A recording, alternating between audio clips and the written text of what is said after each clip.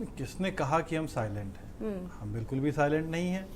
हमारी तैयारी भी चालू हो चुकी है और हम बिल्कुल 2024 अच्छा, एक बात आप बहुत मुस्कुराए भी थे जब मैंने सवाल पूछा कि श्रीकांत शर्मा से क्या नाराजगी है, उसकी मुस्कुराहट के पीछे का राज भी बता दीजिए। नहीं, मुस्कुराहट तो एक्चुअली सेहत को और अच्छा करती है।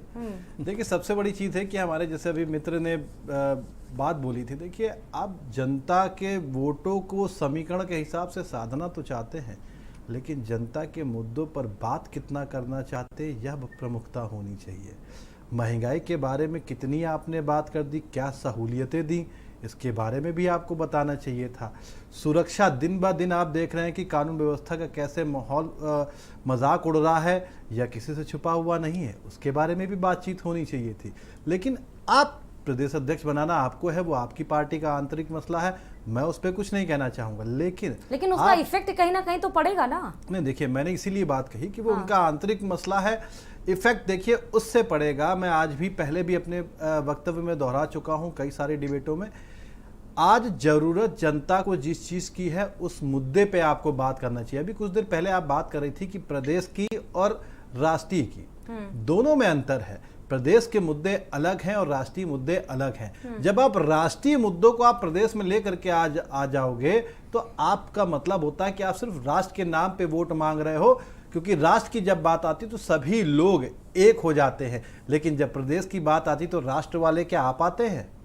आपको उसके बारे में भी सोचना चाहिए, क्योंकि प्रदेश की जरूरत क्या है, प्रदेश हमारा आगे कैसे जाएगा, इसके बारे में भी आपको सोचना पड़ेगा। आपने शायद वो दृश्य शायद मुझे लग रहा है भूल गए हैं हमारे मित्र, जिस समय लोग रोजगार मांग रहे थे तो लाठीचार्ज होता, उसमें कई महिलाओं का गर्भपात तक हो गया था।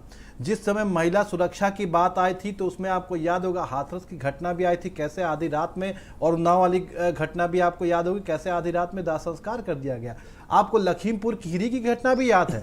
मैं उन सब पे नहीं जा रहा हूं, लेकिन मेरे कहने का मतलब है कि जब महंगाई पे आज आप लोगों के यहाँ से कोई नहीं दिखता है, हम तो बात कर रहे हैं, मैंने बाकायदा चीजों पे उठाया हुआ है, लेकिन आप क्या से आज महंगाई पे एक बार भी, जब प्रधानमंत्री जी पहले कहते थे कि सेंट्रल गवर्नमेंट में जो बैठे हों उनको कलंक का काम कर रहे हैं, आज प्रधानमंत्री जी एक बार भी महंगाई का माँ तक पे भी नहीं बोलना चाहते हैं। क्यों नहीं बोलना चाहते हैं? आज आपके प्रदेश में से कितनी बातें कर लेते हैं महंगाई पे के बारे में, आपने एक बार भी नहीं कहा।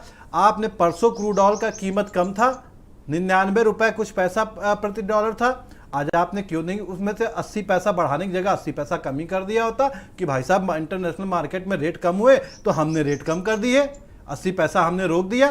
क्यों नहीं रोका भाई? आपने सारी चीजों पे आपको बात करना पड़ेगा। आपकी सीट बढ़ गई ना, विपक्ष के तौर पर मौजूद है सदन में, आप तो मुद्दे उठाएंगे आप ना। हम तो मुद्दे, हमने तो देखिए हम अपना काम करना चालू कर चुके हैं, लेकिन देखिए हम आईना दिखा सकते हैं, लेकिन दोबारा से टर्म आपको मिला है, जनता ने आपको पुनः आशीर्वाद प्यार दिया है, तो जनता के लिए काम करना भी बनता है। सिर्फ इससे काम नहीं चलेगा कि हम सिर्फ इस बिरादरी को संभाल लेंगे। अच्छा ठीक है, मेरा लास्ट सवाल है, फिर मैं उसके बाद संदीप जी के पास जाऊंगी। अभिषेक जी देखिए, यहाँ पर नाम हम भले बोलें कि जातीय समीकरण को नहीं बात है, लेकिन घूम फिर कर उसी पे आ जाती है। जितने भी नाम डिस्कस हो रहे हैं, ब्राह्मण चाहे ओबीसी चाहे दलित, अगर उनको उतारा जाता है तो इफेक्ट इस पे सपा का कैसे आएगा? क्योंकि वोट बैंक तो आपके भी खिसके हैं और उसको साधने के लिए बीजेपी सारे फुल स्ट्रैटेजी लगा रही है, उनको आप अपने पाले में कैसे लेकर आएंगे? देखिए, हमारी स्ट्रेटेजी पे हम काम करना चालू कर चुके हैं। हम जनता सबसे, देखिए स्ट्रेटेजी आदमी कितना भी बना ले, लेकिन मुद्दे जनता के ही आते हैं।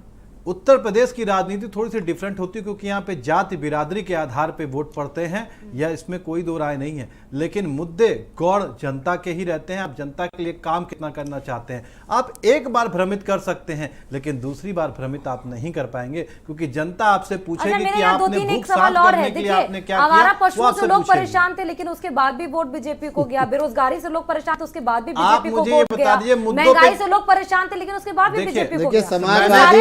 समाजवादी पार्टी की हार जो है वो उनके खुद आंतरिक कलह की वजह नहीं है। आज आप देख ले किस तरीके से मैंने अभी भी वही बात बोली कि जनता को एक बार आप भ्रमित करके, एक बार नहीं दोबारा सरकार बनी है भाई साहब, केंद्र में भी दोबारा बनी है, उत्तर प्रदेश में भी दोबारा बनी है। इन्होंने कौन से मुद्दों पे 2 बार ठीक है, संदीप जी।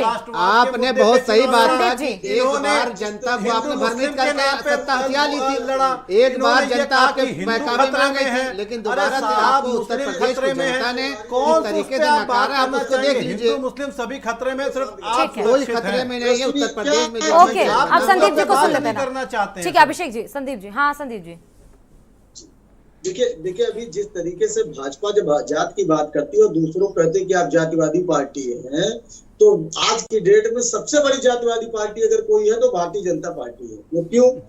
इसलिए कि योगी जी योगी होके कहते हैं कि उन्हें क्षत्रिय होने पे गर्व है, क्षत्रिय परिवार में पैदा होने पे गर्व है। मोदी जी कहते हैं कि उनसे बड़ा ओबीसी कौन है, वो तो खुद ओबीसी से आते हैं। ये मोदी जी का बयान है। अभी कोई कह रहा था कि कोई बड़ा नेता नहीं बोला है, इसलिए जात पर मैं बात कर देता हूँ। लेकिन ब्राह्मणों की अगर बात कह रहा हूँ कि ब्राह्मणों को पता है कि उनके पिछले 5 वर्ष में लगभग 1000 ब्राह्मणों की हत्या हुई है। ये जो है प्रतिनिधित्व का मसला है, ये जो है प्रतीक का मसला नहीं है। बहुत प्रतीकों की लड़ाई हो गई। आप प्रतीक अपने पास रखिए, खाना खिला के 10 रुपए दक्षिणे की जरूरत आज की डेट में ब्राह्मणों को नहीं है, उन्हें प्रतिनिधित्व चाहिए। आज 17 से ज्यादा राज्यों में भाजपा की सरकार है, कितने ब्राह्मण मुख्यमंत्री बना दिए हैं। आज ब्राह्मण होने के नाते मैं पूछ रहा हूँ और जनता ब्राह्मण जनता पूछ रही है। अच्छा, ब्राह्मण इसलिए दर्द छलक रहा है। जी सुन लीजिए। अच्छा, बिल्कुल छलकेगा, क्यों नहीं छलकेगा। आप वोट लेंगे, ब्राह्मणों को सनातन धर्म के नाम पर वोट लेके जाएंगे और प्रतिनिधित्व नहीं देंगे तो ये तरजीह तो कांग्रेस में भी मिलनी चाहिए ना।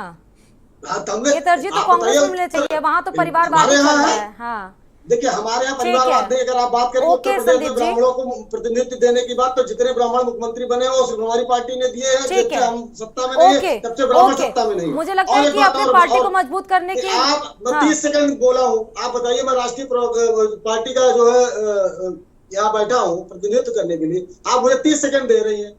अरे साहब सुनिए, 10 सेकंड में भी अपनी बात रख सकते हैं ना। बात में तर्क हो, बात रख सकते हैं ना। फिलहाल हमारा सुनिए संदीप जी, 2 सेकंड में रख सकता हूं। सुनिए संदीप जी, 10 सेकंड है आपके पास। संदीप जी 10 सेकंड अपनी बात रख सकती है, बोलिए। जी जिस तरीके से मैं ये कह रहा हूँ कि जातियों की बात हो रही है, इससे उत्तर प्रदेश या पूरे देश का कल्याण नहीं होने वाला है।